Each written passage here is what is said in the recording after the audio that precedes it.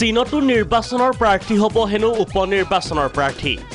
নিজৰ ভোটটো আনক দিয়া প্ৰাৰ্থী ওলাল উপনিৰ্বাচনত গোখাইগাঁও সমষ্টিৰ এজন প্ৰাৰ্থীৰ অলপো নাই জয় হোৱাৰ লালসা নিৰ্দলীয় প্ৰাৰ্থী কমল ৰায়ে উন্নয়নৰ স্বাৰ্থত নিজৰ ভোট প্ৰদান কৰিলে ইউপিপিএলৰ প্ৰাৰ্থী জিৰণ বসুমতাৰীক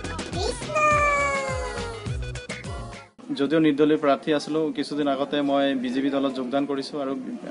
বিজেপি দলত যোগদান কৰাৰ পিছত উন্নয়নৰ খাতিৰত এই সমষ্টিখনৰ উন্নয়নৰ খাতিৰত বিজেপি দলৰ যিজন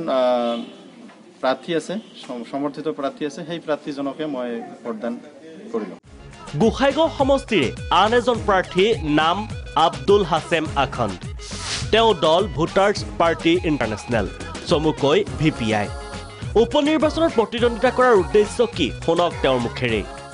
আজি বিগত দিন কিমান দিন ভাৰত স্বাধীন হ'ল ভাৰত স্বাধীনৰ পৰা আজিলৈকে ভোটাৰ একো বস্তু পোৱা নাই খালি আঁচনিৰ নামত দুৰ্নীতিহে কৰিছে ৰাস্তাৰ নামত দুৰ্নীতি কৰিছে আমাক দুৰ্নীতি নালাগে আমাক লাগে ভোটাৰৰ মৌলিক অধিকাৰ আমি যে ভোট দিওঁ ভোট দিয়াৰ বিনিময়ত যে নোট ছাপে এই নোটৰ আধা অংশ প্ৰত্যেক ভোটাৰক লাগে এইখিনি লৈ আমি ইছ্যুলি আমি মানে কেম্পিং কৰিছিলোঁ মই 100% জিকিম বুলি আশা কৰিছোঁ